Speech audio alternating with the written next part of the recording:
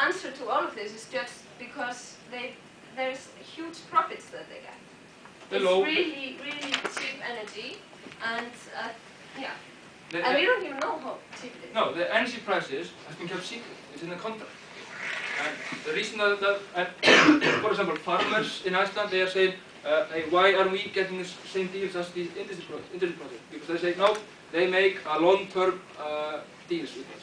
So we, and long-term deal with buying the energy, and they are keeping it so low that they have not been willing to tell people really what is the exact electricity price.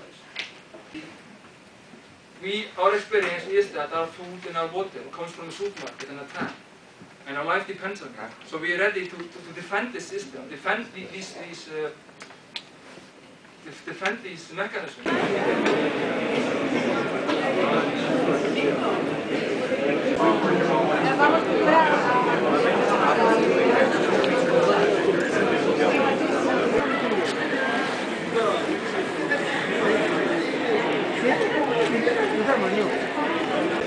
Sí.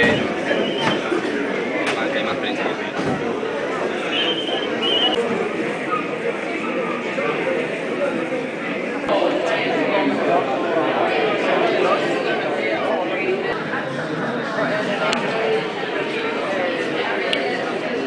A global expert has said that oil is peaking this year, and as far as we know, it hasn't actually happened yet. And a lot of the graphs that ties back into what Klaus was saying in his very interesting presentation is that governments beginning to invest in renewables, but not disinvesting from fossil fuels.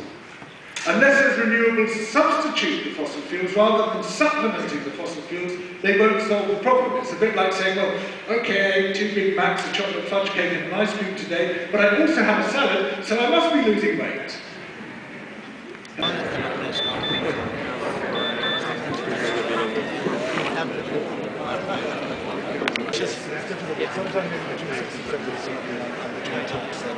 We have to look at heat. We can balance the heat load. Hills, rooftops, gardens, islands, coasts, forests and rivers become energy and income generators. And as we get better at extracting the energy through increasing economies of scale and this conference failed before it even began because we were all fed this line that there's no way the US Congress will pass serious climate legislation, which means that Obama can't come here with a real hear your verdict, because this is the result, as you know, of your votes. Are you ready? Okay. The winner of the Angry Mermaid is in 3rd place with 14% of your votes, the American Petroleum Institute. Nice choice. 1,390 votes. In 2nd place, with 18% of your votes, Royal Dutch Shell. 1,810 votes. Another very, very solid choice. Are you ready for the 1st place? With 37% of your votes, Monsanto.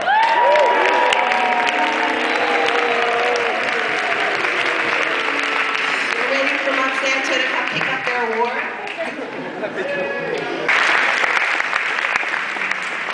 We have a guest speaker.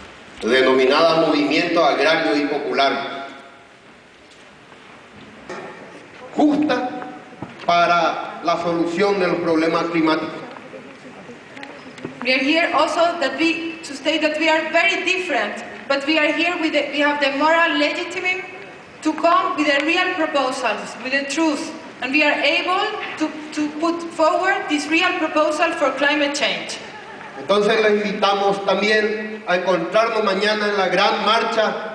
I'm very happy that this World Lobby Award has not only gone to Monsanto, but to the initiative of the Round Table of Responsible Soy. This initiative that you can find a lot of information in the internet and a lot of critical information too, is an industry platform led by the WWF, the World Wildlife Fund. And for many people, WWF is still an NGO. But if you read and if you research the close links between the WWF and the industry, and now in the later years with the biotechnology corporations, it's not anymore a civil society organization. It's a lobby corporation that no problems about the oil crisis. Australia is very rich in coal. We will just liquefy coal for the transport fleet. When we think about South Africa, the largest point source of greenhouse gas emissions, I think, in the world, certainly in the Southern Hemisphere, if not in the world, is that liquefaction of coal plant. But we don't have to worry about that in Australia because we are the world's home of carbon capture and storage. We were shocked too, because think about the money to do something like this. All those charging stations in California and the development, not just from GM, everybody, I mean billions and billions of dollars. The media did not cover it. Many journalists wanted to cover it, and indeed some print did cover it a little bit. What happened, as I understand, we in the United States, we had a problem with the tires blowing out, Firestone tires causing SUVs to roll up. And so for years they said, SUV, your family will be safe. Don't drive one of these small European cars, you will be killed instantly. Drive a giant, SUV. And then cars started flipping over because they have a high center of gravity and the tires flip and they blow out. And so this is a huge story, and television and journalism went after this story. The next quarter, the next 6 quarters, really, the car companies and the tire companies pulled their advertising from television, all these sources. So, as someone told me, says, we knew this story, but we could not risk over 60% of our revenue, which is car ads. So we thought, well, this is a California story, who really cares? They dropped it. So that's why it's a good place for documentaries to step in and say, we'll tell the story. As you had said earlier, sexy ideas, 1960s cars and things. So there's millions of cars on the road in America, and it'll take a time to change over. Wouldn't it be helpful if we could find an inexpensive adaptation so people could switch and still keep their older car? That they like that body, they like that style, whatever it is?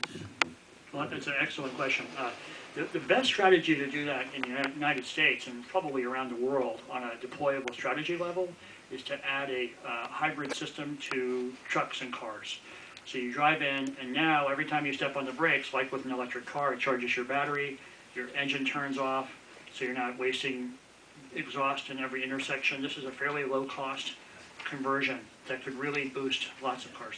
The next level is what this man Gadget does, which is an $8,000 conversion plus labor, and it becomes expensive enough that people say, well, why can't I just have a new car for that price? So it's a difficult business model.